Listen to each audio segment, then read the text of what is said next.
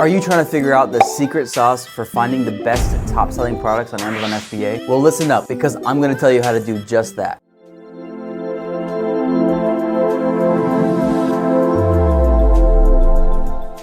What's up guys, welcome back to my channel. My name is Trevor Carden, and if you don't know me, I am a professional FBA seller and mentor. I, in my personal business, have sold over 7 figures, so I know what I'm talking about, and you can trust that I know what I'm talking about. I'm gonna preface this whole video by telling you one important thing. Products do not sell themselves. What? You're gonna hear a lot from the gurus out there that all you need is a winning product and the rest is history. But I'm telling you right now, that's not how it works. You can have the best product on the market and still have issues selling it if you're not launching it properly and the strategies for implementation are not top tier. Now, don't get me wrong, products themselves are very important and actually vital to the success of your business. You need a good product to actually scale your business and get that loyal customer base. So that's what I'm gonna be talking about today, and I'm gonna be going over what exactly you need to have in your product for it to be considered a good product to sell.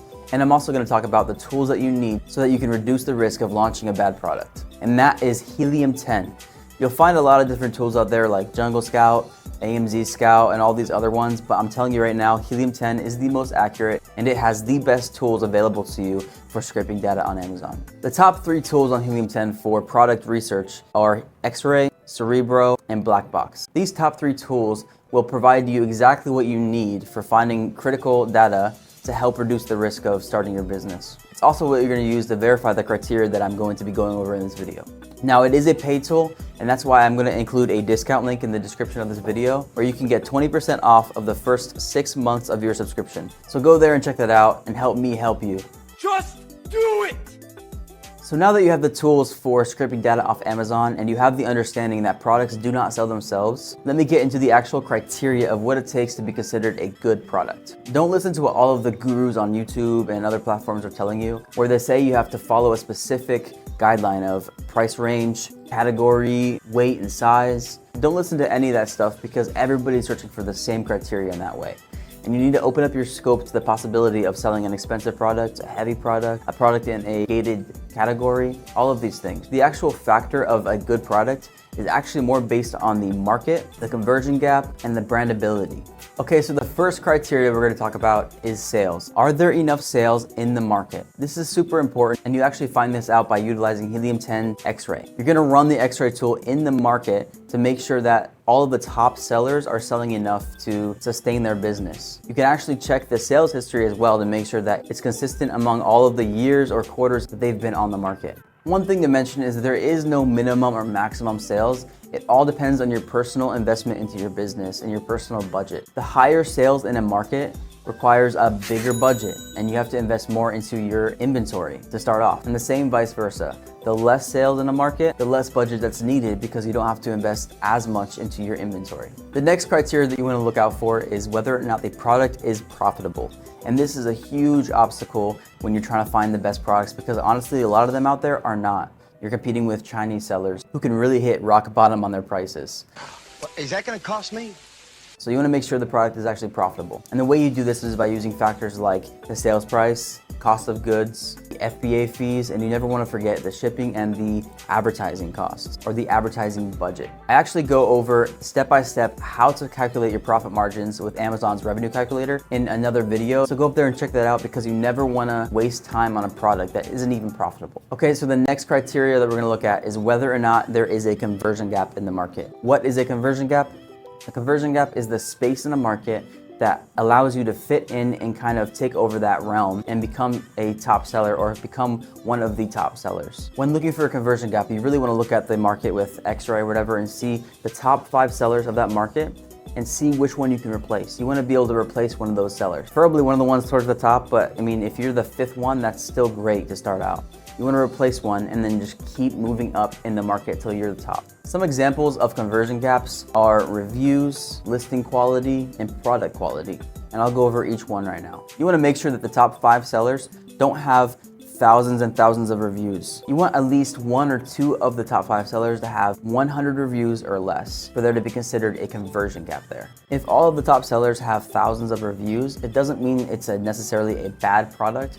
but it does mean that there is no review conversion gap. Now let's talk about listing quality conversion gap. You want to look at those same top 5 sellers, open up each one of their listings and see what can be improved on. See if you can do better than them on their listing. Check to see if they have A+ content, all of their bullet points listed, all of the images, maybe even a video. If they don't have a video, that's a small conversion gap. Check all of the qualities of their listing and check to see if there's a conversion there that you can fit in and kind of have a better listing than all of the other top 5 sellers. If all of the top sellers have the best top tier listings, then guess what? There is no conversion gap in the listing quality. The next conversion gap that you want to look at is product quality. Now, when I talk about the product quality conversion gap, I'm mainly talking about the rating of those products. Open up the ratings and see exactly what people are complaining about. If they have bad reviews, check to see what those reviews are about and see if you can improve your product to actually fix all of those issues that you find with those top 5 sellers. If you can fix those issues that people keep complaining about, then that's what we call a USP, a unique selling proposition, which I'll talk about in the next criteria. What is a unique selling proposition?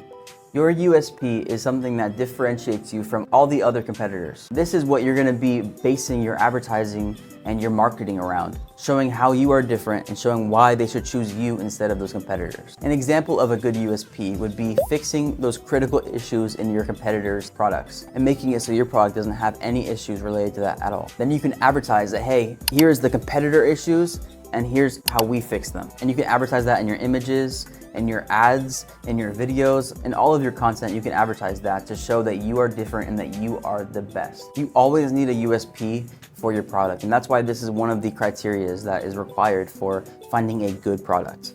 If the product doesn't have an option for a good USP, then it's going to be very difficult to stand out from all of the competition and make yourself different. A simple and not as strong USP, for example, would be a different design than your competitors. If your product looks a little different, then that is a small USP. It's not as strong as fixing like a critical issue, but it's still a good USP to start off. Make sure that you can have a USP somehow to advertise yourself as different and better. Okay, the next and final criteria is whether or not the niche is brandable. If you follow my content at all, then you know what I feel about this. This is one of the most important aspects to finding a good product. Your first product on Amazon should be to launch you into a niche. And once you're in that niche, then you add more products on top of it related to the same niche. The whole point of this is to become the brand for the market so that anytime anybody thinks of that category, they think of your brand because they're loyal to you, because they know that you give good quality products. For example, if I start adding products more and more on top of each other of different types of gardening tools, then when somebody buys one of my products and they realize it's great quality and they love the product, and they need more gardening tools, guess what they're gonna do? They're gonna go back to my brand and they're gonna buy more of my brand's gardening tools because it's in the same niche and they know that in that niche, I am the brand. On the other hand, if I had some gardening tools and then on the side I was selling shoes, there's no brand loyalty anymore. They might buy my gardening tool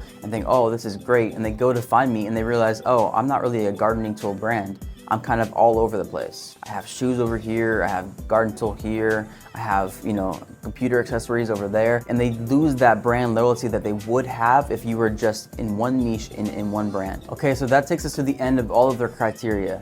And you need to check each one of those boxes to make sure the product is actually a good fit and a good selling product on Amazon. To recap, you need to make sure that the product has enough sales. The product itself is profitable. You need to make sure that there is a conversion gap in the market, whether it's review counts, whether it's listing optimization, or whether it's product quality. The fourth one is you need to make sure that there is a USP somewhere. And the fifth and final one is you need to make sure that the niche is brandable. So check all of those boxes and you are on your way for launching a top selling Amazon product. But don't forget, the product will not sell itself. You need to actually put in the work to make sure that winning product will be a success. If you haven't already, hit that subscribe button to keep posted on all of my content so you can make the most out of your Amazon FBA business. And I'll see you guys in the next one.